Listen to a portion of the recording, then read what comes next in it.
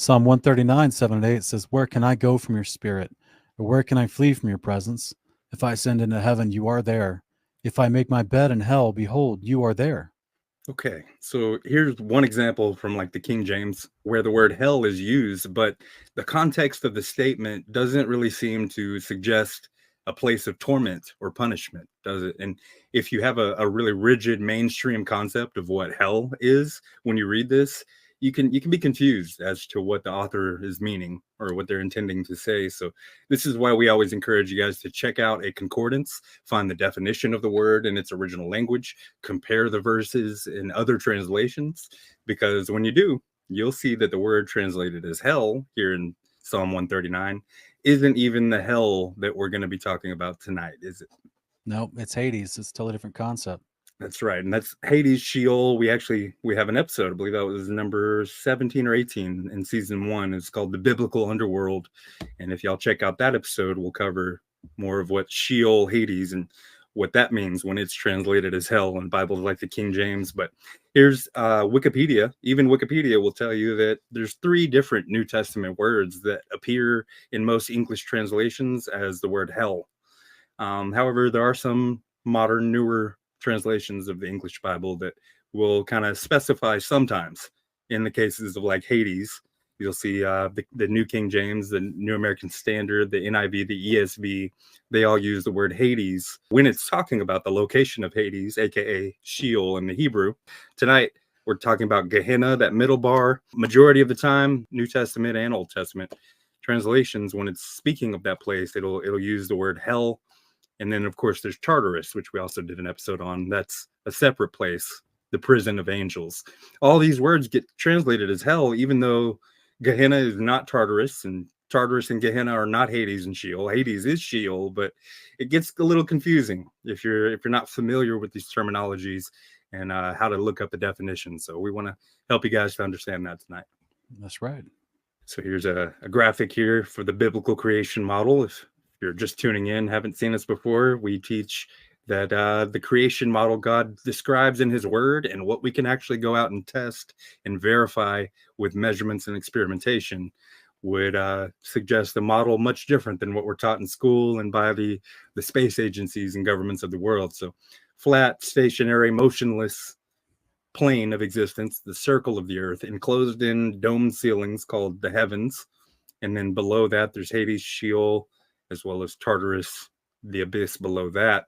Tartarus is also called Abaddon in the Hebrew in the Old Testament. But Sheol, strong 7585, it's an underworld, place to which people descend at death. Hades, as I said, just the Greek word for the Hebrew Sheol, the abode of departed spirits. And then Tartarus, Strong's 5020, it's a subterranean abyss, prison of the rebellious angels.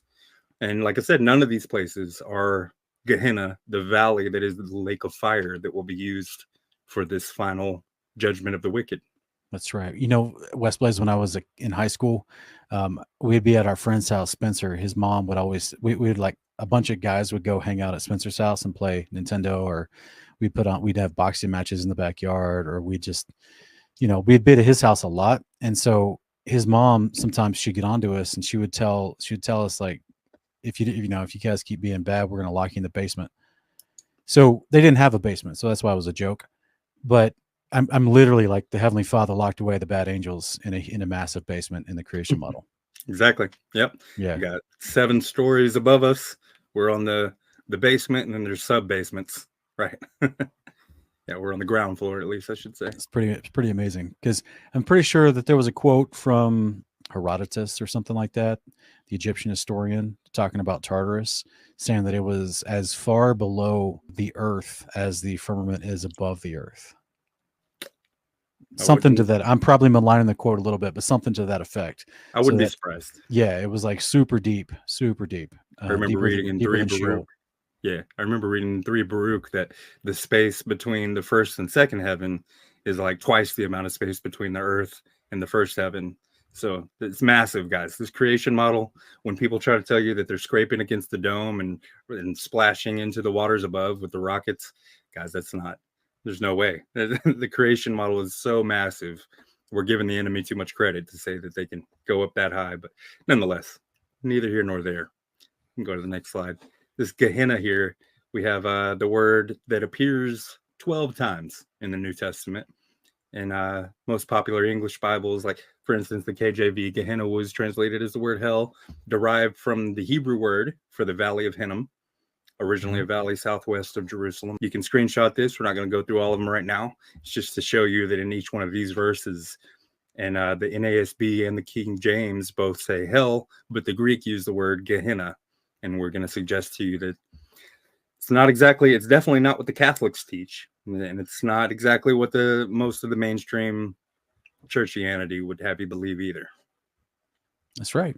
Yeah, it's so poorly translated into the English. It really throws a lot of people off. It is. So. It can be misleading if you're not aware. Yeah, they could have easily just used the actual word Sheol, Hades, Gehenna, like some Bible translations go on to do for us, and that's appreciated. But would you read Matthew 23, 29 through 33?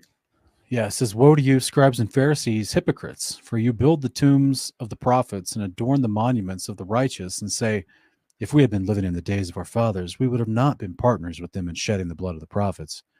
So you testify against yourselves that you are sons of those who murdered the prophets. Fill up then the measure of the guilt of your fathers, you serpents, you brood of vipers. How will you escape the sentence of Gehenna?" Okay. Now, just in case that anyone's listening, and you've read Ezekiel 18 before, and you know that a son does not receive the punishment for his father's sin, Yeshua is not assuming that these guys are going to innocently receive the guilt of their forefathers' sins. These guys were actively trying to find a way to entrap and kill Christ while he's making these statements. Right. So they're behaving just like their forefathers who did kill the prophets also. So he's calling them out that's why he's calling them hypocrites, because they're walking around acting pious. Meanwhile, secretly, if you read Matthew, Luke, Mark, Luke, and John, they're secretly trying to conspire against him to find a way to entrap him and kill him. Yeah. It invokes that idea of like the seed, like the seed of Satan isn't literally a biological son of Satan. It's just because they do the works of Satan. They're symbolically called the seed of him. So maybe not even all the people that Yeshua was talking to were biologically related to a forefather that actually did kill a prophet, but they're behaving in the same way. So they might as well be sons of those same people, right? Sons of Gehenna. Right. That's right. Mm-hmm.